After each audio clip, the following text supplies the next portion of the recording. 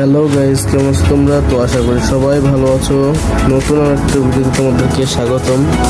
আমি আজকে অনলাইন থেকে বেটার ফুড অর্ডার দিয়েছিলাম। তো দেখি গাইস,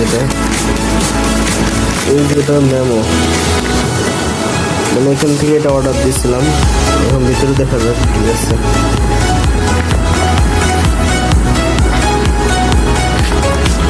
এটা গাইস আমার আনতে প্রায় 20 গ্রামের দাম নিচ্ছে 200 টাকা। ডেলিভারি চার্জ সহ প্রায় 300 টাকা লাগছে।